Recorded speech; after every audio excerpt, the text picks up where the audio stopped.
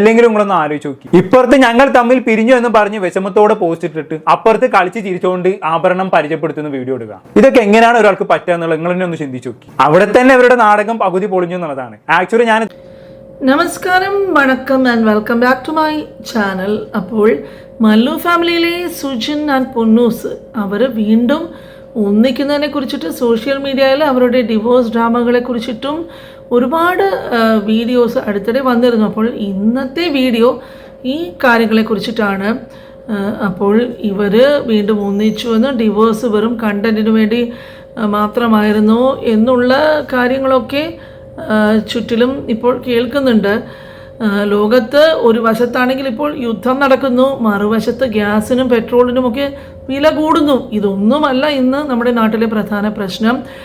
എന്താണ് പിന്നെ നമ്മുടെ മല്ലു ഫാമിലിയിലെ സുജിനും പൊന്നൂസും വീണ്ടും ഒന്നിച്ചിരിക്കുകയാണ് സുഹൃത്തുക്കളെ. ഇതാണ് ഇന്നത്തെ പ്രധാന വിഷയം.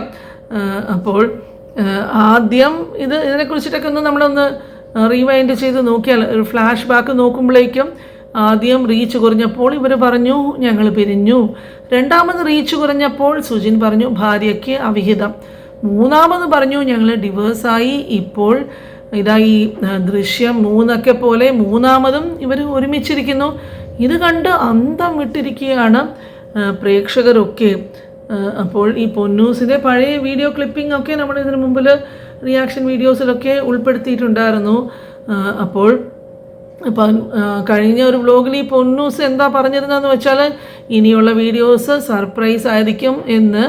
ആ സർപ്രൈസ് ഇതായിരുന്നു. എന്താണ് സർപ്രൈസ്? പ്രശ്നങ്ങളെല്ലാം പരിഹരിച്ചു കഴിഞ്ഞു.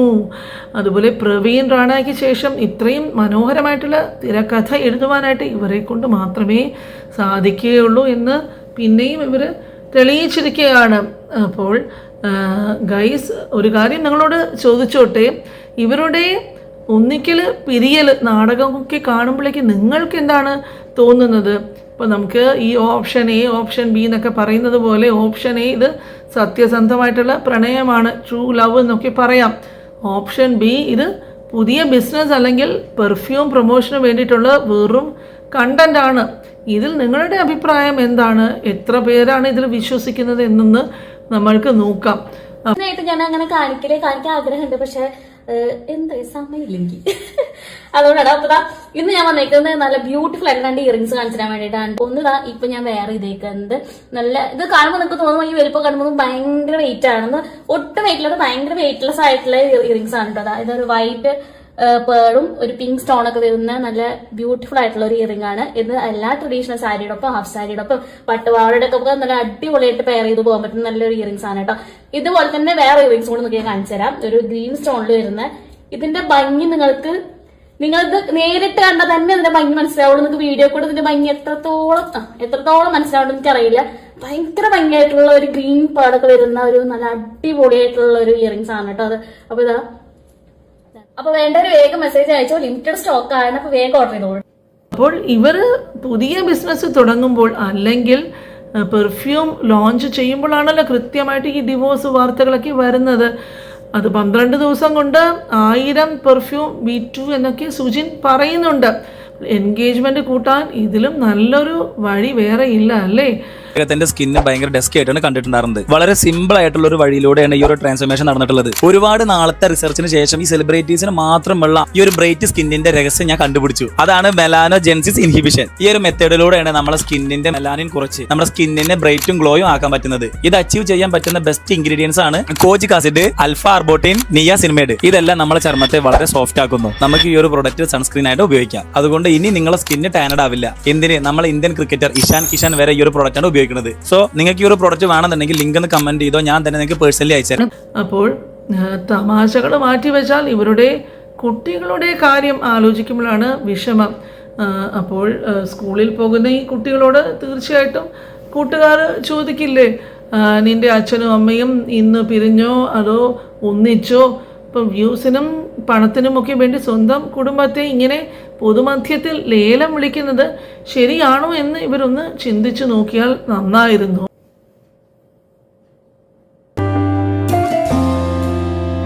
അങ്ങനെ ഫൈനലി ഞാൻ ഒരുപാട് ആഗ്രഹിച്ച ഒരു കാര്യം, ആ ഒരു ജേണി ഞാൻ ഇന്ന് ഇവിടെ സ്റ്റാർട്ട് ചെയ്യാണ്.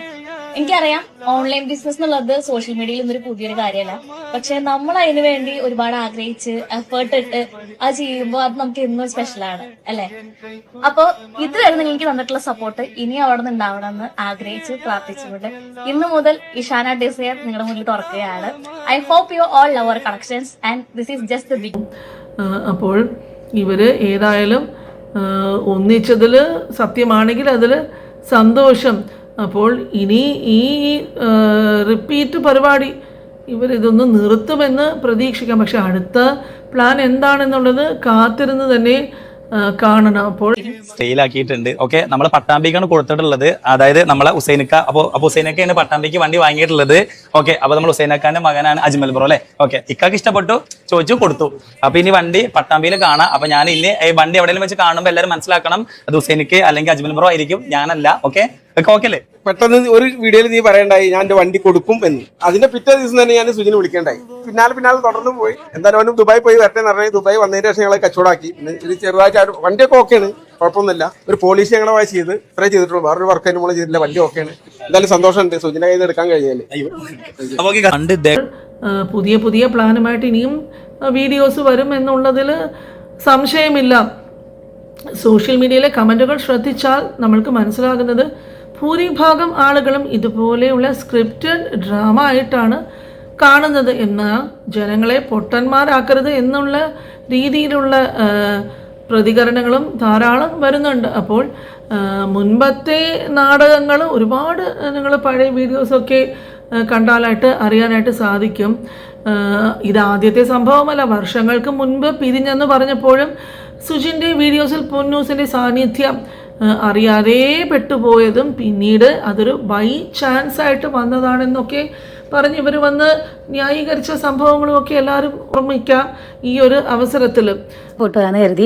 അപ്പോൾ ഞങ്ങൾ രണ്ടുപേരും കൂടെ ടൗണിൽ പോയി ഞങ്ങളുടെ ഇഷ്ടത്തിന് എല്ലാ സാധനങ്ങളൊക്കെ മേടിച്ച് കറങ്ങി അടിച്ച് വരുന്നത് ഞങ്ങൾക്ക് പൊതുവെ ഭയങ്കര ഇഷ്ടമാണ് കേട്ടോ. ഞങ്ങൾ രണ്ടുപേരും കൂടെ ഇറങ്ങാമെന്ന് കരുതിയപ്പോൾ ദേൻ്റെ സുന്ദി അമ്പടും കൂടെ ഒരുങ്ങി ഇറങ്ങി. ഞങ്ങളും വരുന്നെന്ന് പറഞ്ഞു ഭയങ്കര വഴക്കായിരുന്നു. മാക്സിമം ഞങ്ങളിങ്ങനെ നിർത്തി പോകാനൊക്കെ നോക്കിയെങ്കിലും നടന്നില്ല. പിന്നെ ഞങ്ങൾ നേരെ ഞങ്ങൾ ഡ്രസ്സ് ഒന്ന് ഷേപ്പ് ചെയ്യാനുണ്ടായിരുന്നു. അപ്പോൾ അതൊക്കെ ഷേപ്പ് ചെയ്ത് ഞങ്ങളൊരു ഫോട്ടോ ഒക്കെ എടുക്കാൻ പ്ലാൻ ചെയ്തിട്ടുണ്ടായിരുന്നു. കാരണം ഷേപ്പ് ചെയ്യാൻ പോയി. പിന്നെ ഞങ്ങൾ നേരെ നമ്മുടെ സ്വന്തം നിശ്ചയിച്ച കടയിൽ പോയി പെർഫെക്റ്റിൽ കേട്ടോ. നമുക്ക് ഒന്ന് രണ്ട് കാര്യങ്ങളൊക്കെ ഉണ്ടായിരുന്നു. ത്രെഡ് ചെയ്യണമായിരുന്നു, പിന്നെ ഫേഷ്യൽ എയർ ഒക്കെ റിമൂവ് ചെയ്യണമായിരുന്നു. ഇത് ഭയങ്കര ടാസ്ക് ആയിരുന്നു. പക്ഷെ നല്ല അടിപൊളിയായിട്ട് ക്ലീൻ ആയിട്ടുണ്ടായിരുന്നു കേട്ടോ. പക്ഷേ ഭയങ്കര വേദനയായിരുന്നു എനിക്ക്. എല്ലാവർക്കും ഇതുപോലെ എനിക്കറിയില്ല, പക്ഷേ എനിക്ക് ഭയങ്കര വേദനയായിരുന്നു കേട്ടോ. അതിൽ ഞാൻ ചേച്ചിയോട് ഇങ്ങനെ ആയിരുന്നു പറഞ്ഞത്. ഇതിൻ്റെ വീഡിയോ ശരിക്കും വോയിസ് ഓവർ കൊടുക്കാതെ കേൾക്കണം. ആ വീഡിയോ എൻ്റെ സെപ്പറേറ്റ് ഇട്ടാൽ ഞാൻ പോസ്റ്റ് ചെയ്യുന്നുണ്ട്. അപ്പോൾ അവിടുന്ന് അതെല്ലാം എടുത്ത് ഇതെല്ലാം കഴിഞ്ഞു. അതിനുശേഷം ഞങ്ങൾ ടാൻ ചെയ്ത് സത്യം പറഞ്ഞാൽ ഡീടാൻ ചെയ്തായിരുന്നു. ഞങ്ങൾ ശരിക്കും അതൊന്നും പ്ലാൻ ചെയ്തതല്ലായിരുന്നു കേട്ടോ. പക്ഷേ ഭയങ്കരമായിട്ട് ടാൻ അടിച്ച് ഭയങ്കരമായിട്ട് ഇതായിട്ട് ഇരിക്കുകയായിരുന്നു. ഞങ്ങൾ പറഞ്ഞു എന്നാൽ നമുക്കൊരു ഡീടാനും കൂടെ ചെയ്യാമെന്ന് പറഞ്ഞ് ചേച്ചിയുടെ അടുത്ത് ഒരു ഡീടാനൊക്കെ ചെയ്തിട്ടുണ്ടായിരുന്നു. അത് കഴിഞ്ഞ് ഞങ്ങൾക്ക് ഒന്ന് രണ്ട് സാധനങ്ങളൊക്കെ മേടിക്കണം കേട്ടോ. അങ്ങോട്ടൊക്കെ പോകുമായിരുന്നു. അപ്പോൾ എടുത്തുമ്പോൾ തേണ്ട കിടക്കുന്നത്. അപ്പോൾ അതൊക്കെ കഴിഞ്ഞ് ഞങ്ങൾ അവിടെ നേരെ ഇറങ്ങി ലാമിയയിൽ പോയി. അവിടെ ഞങ്ങൾക്ക് ഒന്ന് രണ്ട് സാധനം പിന്നെ തങ്ങളുടെ പെർഫ്യൂം ബിസിനസ്സും അതുപോലെ പുതിയ ഷോപ്പും സക്സസ് ആകാൻ വേണ്ടി അക്കൗണ്ടിൽ കൂടുതൽ റീച്ചും എൻഗേജ്മെൻറ്റും ഒക്കെ കൊണ്ടുവരാൻ വേണ്ടിയിട്ടാണ് ഈ വിവാദങ്ങൾ ഉണ്ടാക്കുന്നതെന്നാണ് പലരും സംശയിക്കുന്നത്. അപ്പോൾ ഇതിൻ്റെയൊക്കെ സാമൂഹിക വശം നമ്മൾ നോക്കുമ്പോഴേക്കും ഈ വിവാദങ്ങൾ വന്നിട്ട് ഈ സ്വകാര്യ പ്രശ്നങ്ങൾ പബ്ലിക് പ്ലാറ്റ്ഫോമിൽ ഇട്ടിട്ട് ഈ ചർച്ചാ വിഷയമാക്കുന്നതും പിന്നീടത് തെറ്റായ സന്ദേശം നൽകി എന്ന് പറഞ്ഞ് ഖേദം പ്രകടിപ്പിക്കുന്നതും ഒക്കെ ഒരു സ്ഥിരം പാറ്റേൺ ആയിട്ട് ഇവരുടെ മാറിയിട്ടുണ്ട്. അപ്പോൾ കൂട്ടുകാരെ, ഈ വിഷയത്തിൽ ഒരു വ്യക്തിപരമായിട്ടുള്ള അഭിപ്രായം പറയുകയാണെങ്കിൽ ഇവർ ഒന്നിച്ചു എന്ന് പറയുന്നത് ആ വാർത്ത കേൾക്കാൻ നല്ലത് തന്നെയാണ്. കാരണം ഒരു കുടുംബം തകരാതിരിക്കുന്നത് എപ്പോഴും തീർച്ചയായിട്ടും സന്തോഷമുള്ള കാര്യം തന്നെയാണ്. പക്ഷേ ഇതിൻ്റെ എല്ലാം പിന്നിൽ ഒരു കണ്ടന്റ് ഗെയിം ഉണ്ടോ എന്ന് സംശയിക്കുന്നവരെ നമ്മൾക്ക് കുറ്റം പറയുവാനും സാധിക്കില്ല. അപ്പോൾ ഇതൊരു കണ്ടിന്യൂസ് ആയിട്ടുള്ളൊരു സൈക്കിൾ പോലെയാണ്. കുറച്ച് ദിവസം പിണക്കം, പിന്നെ അവിഹിതം ആരോപിക്കുന്നു, അടുത്തത് ഡിവോഴ്സ് വാർത്ത, ഒടുവിൽ ബിസിനസ് ലോഞ്ചിനോടൊപ്പം ഒന്നിക്കുന്നു. ഇതിങ്ങനെ തുടർന്ന് വന്നുകൊണ്ടിരിക്കുകയാണ്. അപ്പോൾ ഇത് കണ്ട് കരയുവാനും സപ്പോർട്ട് ചെയ്യുവാനും പിന്നെ പാവം പ്രേക്ഷകർ വേറെ കുറേ പേരുണ്ട്. മക്കളുടെ ഭാവി കൂടി ഓർത്ത് ഇത്തരം പ്രകടനങ്ങൾ സോഷ്യൽ മീഡിയയിൽ കുറച്ചാൽ വളരെയധികം നന്നായിരിക്കും. അപ്പോൾ നിങ്ങൾക്ക് ഇതിനെക്കുറിച്ചിട്ട് എന്ത് തോന്നുന്നു? ഇതൊരു ഒറിജിനൽ പിണക്കമായിരുന്നോ അതോ വ്യൂസിന് വേണ്ടിയിട്ടുള്ള നാടകമായിരുന്നോ? നിങ്ങളുടെ അഭിപ്രായങ്ങൾ കമൻറ്റ് ചെയ്യുക. അപ്പോൾ ഈ വീഡിയോ നിങ്ങൾക്ക് ഇഷ്ടപ്പെട്ടിട്ടുണ്ടെങ്കിൽ ലൈക്ക് ചെയ്യാനും മറക്കാതെ ഒരു ഹൈപ്പ് കൊടുക്കുവാനും അതുപോലെ തന്നെ ഇതുപോലെയുള്ള പ്രധാനപ്പെട്ട ടോപ്പിക്കുകളുടെ വീഡിയോസ് വരുമ്പോൾ അത് കാണാനായിട്ട് ചാനലൊന്ന് സബ്സ്ക്രൈബ് ചെയ്ത് കൊടുക്കുവാനും മറക്കരുതേ. അപ്പോൾ വീഡിയോ വാച്ച് ചെയ്ത എല്ലാ കൂട്ടുകാർക്കും താങ്ക്സ് ഫോർ വാച്ചിങ്.